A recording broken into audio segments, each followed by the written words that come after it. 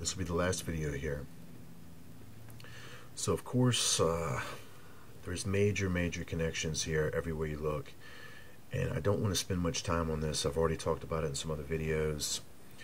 Basically, I've showed you where to look and the passages that provide the support. And of course, timing this up with ancient history.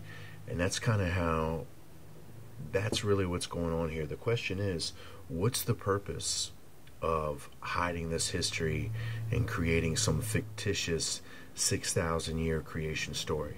Well, it's quite simple. It's quite simple. What it does by hiding this history of these fallen ones and the earth's ancient past, it disconnects these soon to arrive alien beings with any connection to these beings in the past of the Bible that we're reading about right here. So if they can take away the fact of our ancient history and that the Bible literally records them as the fallen ones and warns you in every way imaginable, in which I'm showing you the fractal information that shows you who they are. You know, ye shall know them by their fruits. And we literally see in every way imaginable, they trace their origins back to the Garden of Eden event. They're displaying the same symbols. They're displaying the same agendas. They're displaying the same characteristics, the same descriptions. It's all the same. It's all the same. So if you can separate the ancient history that's recorded in our geological past and even in the geologic monuments, you know, these monuments in stone that are surrounding the globe, if you can separate their identity from the identity of the fallen ones of the Bible, well, you've created another division. You've created another division of truth. So the people of the Bible say, oh, well, all this can't quite possibly be true and can't possibly be, you know, the story of Atlantis and how everybody's saying it and everything that goes in with it. They don't realize that this is connecting in these legends and these myths of these ancient places are the oral story of these ancient times or these legendary times when the sons of God literally walked the globe and of course did these incredible things. But unfortunately, the history of these sons of God that have walked the globe is the fallen history that has been handed down. And that fallen history, I've told you, has been coveted.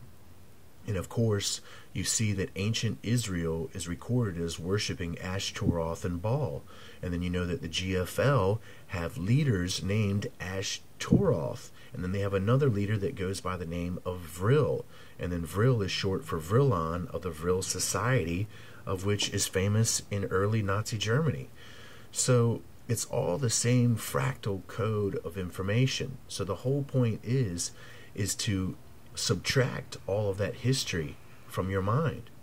Just make you think that it doesn't believe, that it's not real. And if you don't believe in it, you're not going to study it. You're not going to research it. And then if you don't research it and you don't study it, you can't see the connections that they have as being these fallen beings. Well, you're all seeing the connections now, but you're not understanding by just simply calling them demons and demons and demons. You're not simply understanding the true ramifications of the situation.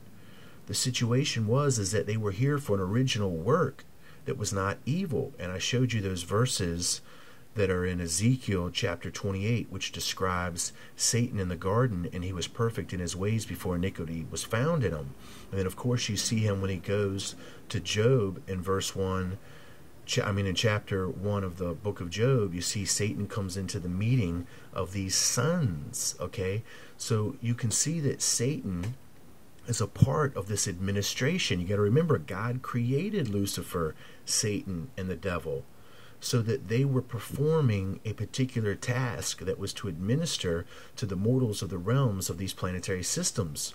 Well, once this rebellion took place and there was that famous war in heaven and Michael fought against the dragon, well, things began to change on the planetary realms. And our world is a product of it. Now, I've told you probably too much, but thank you for listening.